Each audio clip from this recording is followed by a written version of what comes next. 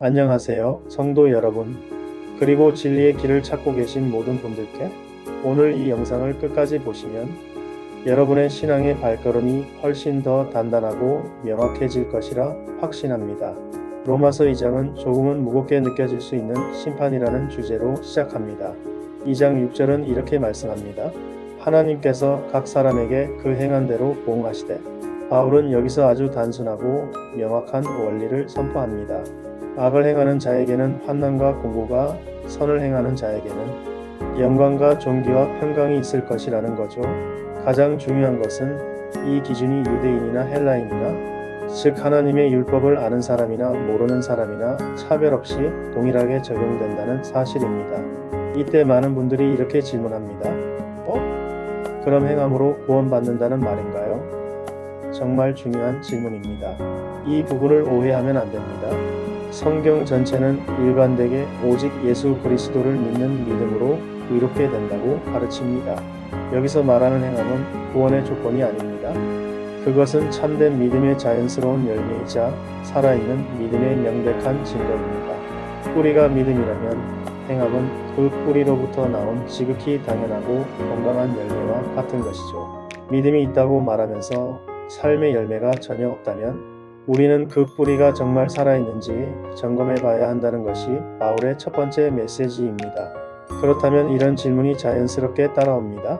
모세의 율법이나 복음을 한 번도 들어보지 못한 사람들은 대체 어떻게 심판을 받는다는 말인가요? 정말 중요하고 또 하나님의 사랑을 깊이 생각하게 하는 질문이죠. 바울은 로마서 2장 14절과 15절에서 우리를 깜짝 놀라게 할 답변을 줍니다. 율법 없는 이방인이 본성으로 율법의 일을 행할 때는 그들에게는 그 양심이 증거가 된다고 말입니다. 이것이 무슨 의미일까요?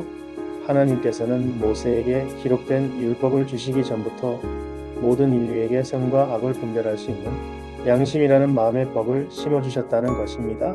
길을 가다가 어려운 사람을 보면 돕고 싶은 마음이 들고 거짓말을 하고 나면 마음이 불편한 것?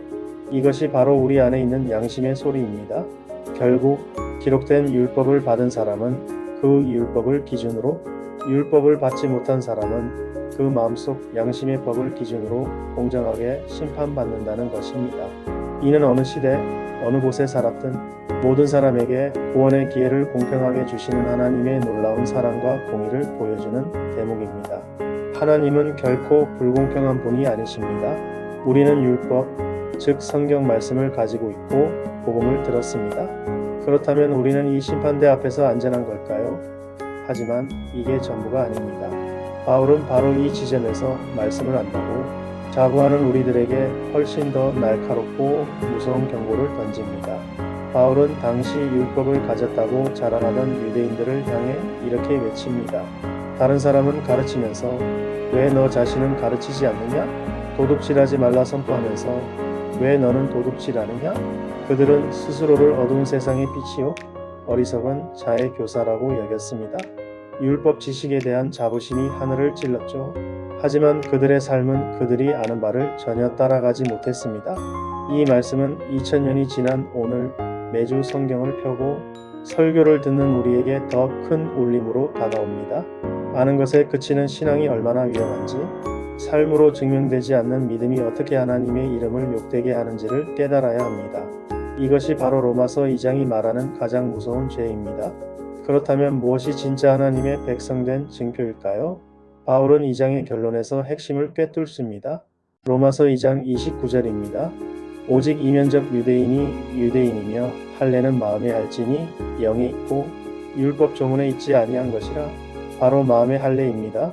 마음의 할례란 우리의 죄된 옛 본성을 성령이 능력으로 잘라내고 새 마음을 받는 것을 의미합니다. 더 이상 겉으로 보이는 종교적 행위나 형식에 얽매이는 것이 아니라 마음 중심으로부터 하나님을 사랑하고 그분의 뜻에 순종하려는 거룩한 열망이 샘솟는 것, 이것이야말로 진정한 믿음의 시작이며 하나님께서 찾으시는 참된 예배자의 모습입니다. 오늘 로마서 2장의 여정을 정리해 보겠습니다. 첫째, 하나님은 우리의 배경이 아닌 각 사람의 행함이라는 열매를 통해 그 믿음의 진실성을 보시며 공평하게 판단하십니다. 둘째, 그 기준은 율법을 받은 자에게는 율법으로 받지 않은 자에게는 양심으로 누구에게나 공정하게 적용됩니다. 그리고 가장 중요한 셋째, 진정한 신앙의 증표는 외적인 지식이나 형식이 아닌 성령으로 변화된 마음, 즉 마음의 할례에 있습니다. 이 말씀의 빛 앞에서 우리의 신앙을 정직하게 돌아보기 원합니다. 나는 그저 알고 있는 신앙에 머물러 있지는 않습니까? 나의 일주일의 삶이 내가 고백하는 신앙을 정말로 증명하고 있습니까? 로마서 2장 마지막 구절은 이렇게 끝납니다. 그 칭찬이 사람에게서가 아니요 다만 하나님에게서니라. 우리의 신앙이 사람에게 보이기 위함이 아닌 오직 하나님께 칭찬받는 신앙이 되기를 간절히 바랍니다. 이제 함께 기도하는 마음으로 하루를 살아가시면 어떨까요?